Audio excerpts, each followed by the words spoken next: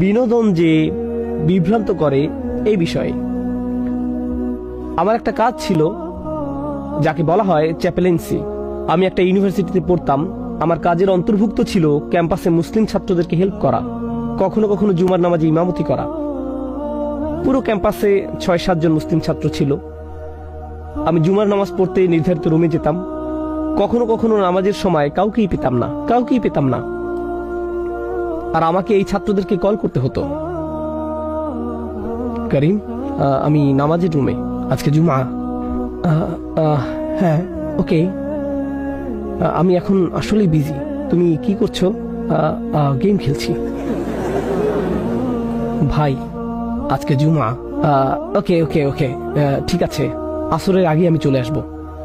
মাধ্যমিক শ্রেণীর ছাত্র, যারা পৃথিবীর সবচেয়ে উপকারী সম্পদ। কিন্তু যাই হোক, আল্লাহর স্মরণ থেকে মানুষ বিচ্যুত হয়ে যায় বিনোদনের কারণে। হতে পারে আমার সামনে এমন অনেকেই থাকতে পারে যারা দুর্ঘটনাবশত এখানে চলে এসেছে, অথবা তাদের মা জোর করে এখানে পাঠিয়েছেন।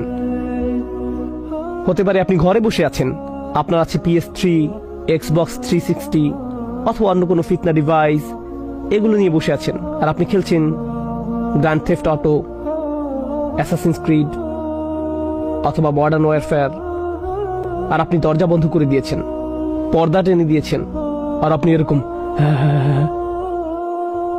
সূর্য উঠছে, সূর্য ডুবে যাচ্ছে, সাম্রাজ্যের উত্থান হচ্ছে, পতন হচ্ছে, সরকার বদলে যাচ্ছে, আর আপনি শুধু আপনি জানেনও না চারপাশে কি ঘটছে। এরকম অনেকেই আছে। এগুলোর কারণে তারা জীবন থেকে বিচ্যুত। কারণ আমাকে র্যাঙ্কিং 5-এ যেতে হবে।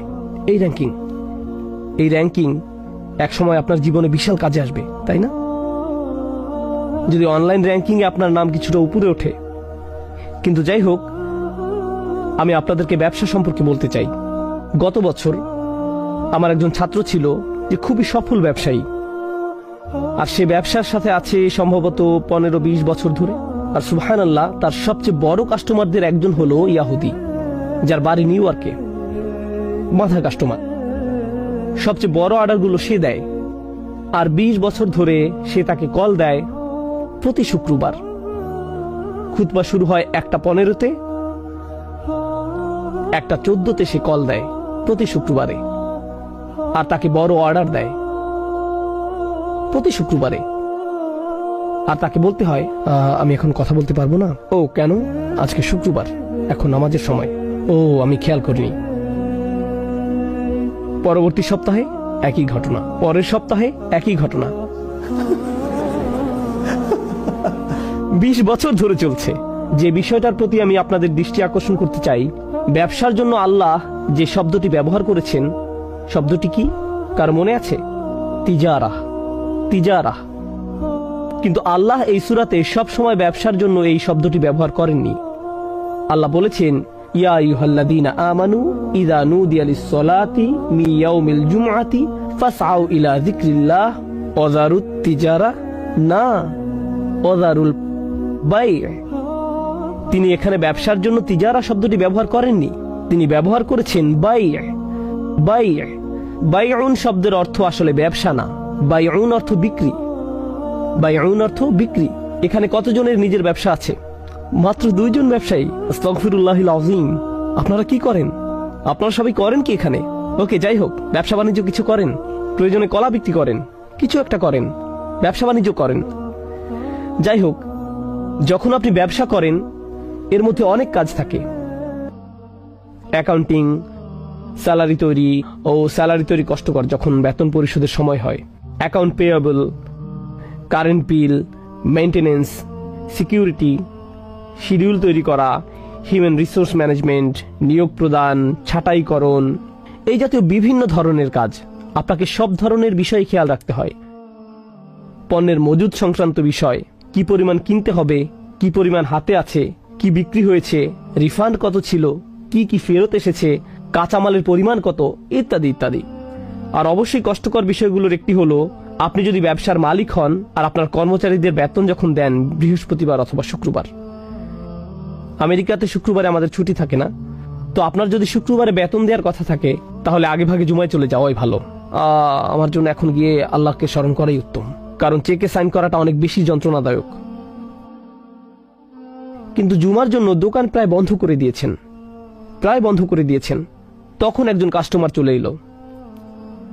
কোনো কাস্টমার ছোট ঝুড়ি তুলে নেয়, আবার কোনো কাস্টমার বড় শপিং কার্ট নিয়ে ঢুকে। কোনো কাস্টমার কার্টের মধ্যে পণ্য নিতে থাকে, আরো নেয়।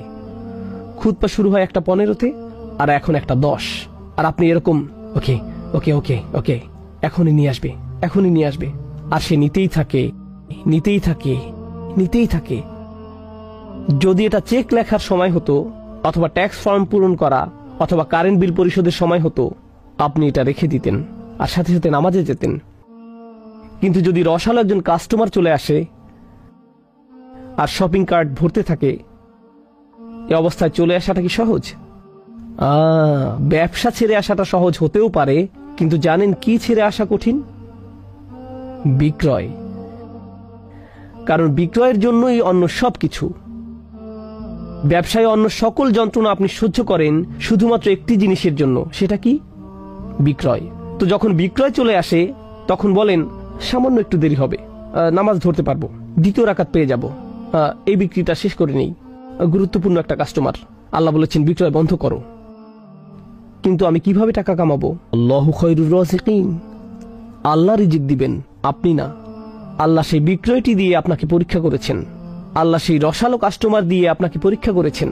তখন আপনি বলবেন সরি, এখন নামাজের সময়, আমাকে যেতে হবে, এখন দোকান বন্ধ। শিওর কিনতে পারবো না, আমার কাছে নগদ টাকা আছে, এই যে দেখেন নগদ। না, আমি দুঃখিত, আমাকে দোকান বন্ধ করতে হবে, এখন নামাজের সময়, আমাকে যেতে হবে। আল্লাহ আপনার জন্য এরকম পরীক্ষা পাঠাবেন। আল্লাহ এরকম রিজিক পাঠিয়েছিলেন বনী ইসরাঈলদের জন্য। যখন তাদের ইবাদতে ব্যস্ত থাকার কথা ছিল, মাছগুলো পানির উপরে লাফালাফি করত, তারা উপরে এসে তাদেরকে চোখ মেরে আবার পানিতে চলে যেত, তাই না? এসো। তারা এরকম করত।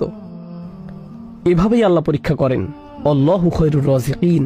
শেষ যে বিষয়টা আজকে রাতে আপনাদের সাথে শেয়ার করতে চাই ইনশাআল্লাহ তাআলা, আজ আমার খুব পছন্দের একটা উদাহরণ আলোচনা করব।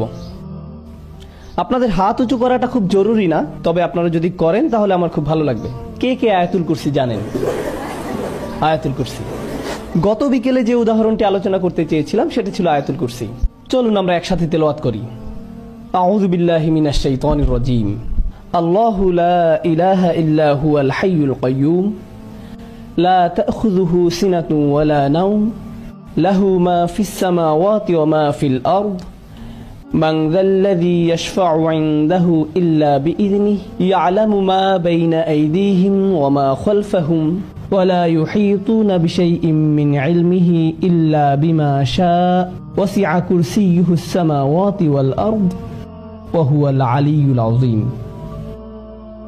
আয়াতুল কুরসিতে সর্বমোট 9টি বাক্য। আয়াতুল কুরসিতে 9টি বাক্য। আমরা একটু দেখি। আল্লাহু লা ইলাহা ইল্লা হুয়াল হাইয়ুল কাইয়্যুম 1 নম্বর। লা তাখুযুহু সিনাতুন ওয়ালা নাওম 2 নম্বর। লাহু মা ফিস সামাওয়াতি ওয়া মা ফিল আরদ 3 নম্বর। 4 নম্বর বাক্য। মান যাল্লাযী ইয়াশফা'ু 'ইনদাহু ইল্লা বিইযনিহি 4 নম্বর। ইয়া'লামু মা বাইনা আইদিহিম ওয়া মা খালফাহুম 5 নম্বর। এরপর ওয়ালা ইউহীতুনা বিশাইইম মিন ইলমিহি ইল্লা বিমা শা 6 নম্বর।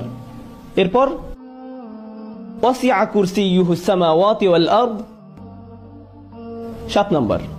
ওয়ালা ইয়াউদুহু হিফযুহুমা 8 নম্বর। ওয়া হুয়াল আলিয়্যুল আযীম 9 নম্বর।